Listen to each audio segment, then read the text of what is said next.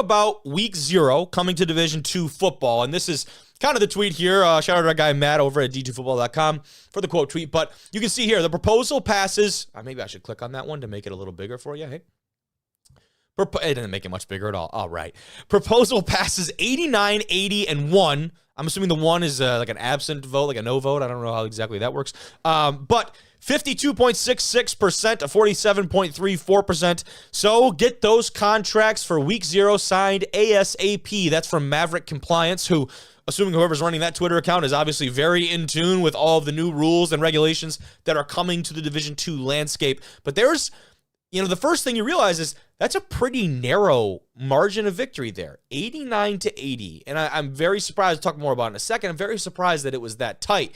But what Wiki says here, week 0 approved. I think that was the general consensus from a lot of coaches and players around the country. Great news for fans of D2 football. And this is kind of the main justification for it right here in this one sentence. 12 weeks to play 11 games and more flexibility for scheduling, etc. That's the biggest thing about this. Division II gets a week 0. We've seen it implemented at the Division I level, FBS, most prominently.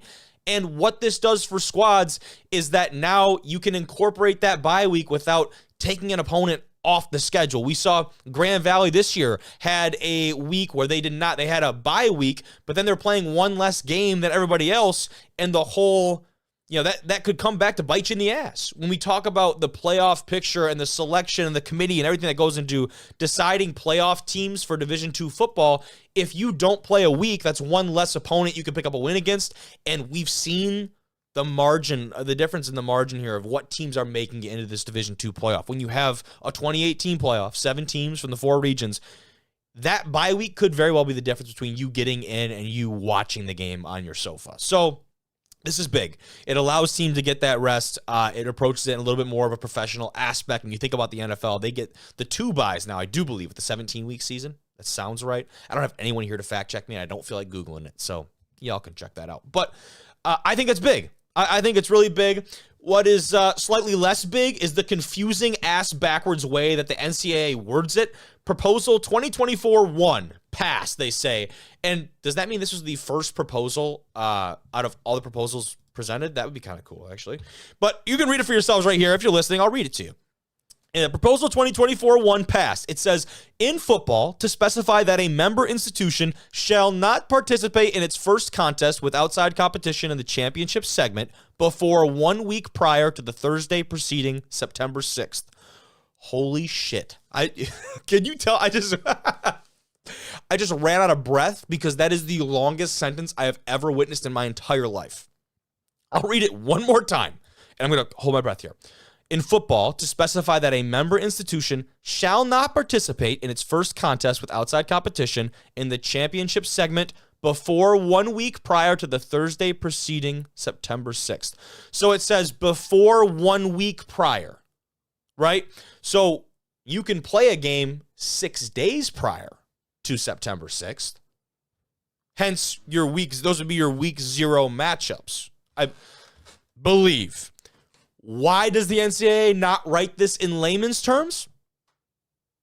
Don't know. How about our guy here, though? Noah in the reply, first reply, proposal to get rid of super regions for the football playoffs to encourage more competitive games for the championship. You know what, Noah? Watch this. Live on the pod, go down there, make that heart red. Thank you, Noah. We need more guys like Noah. But back to week 0. This is important because now you look at the fact that the beginning of the season in D2 and D3 football this last year, I haven't been alive that long, but since I've been alive, this has been some of the most exciting the lower levels of football have been in the first 3 weeks that I can remember.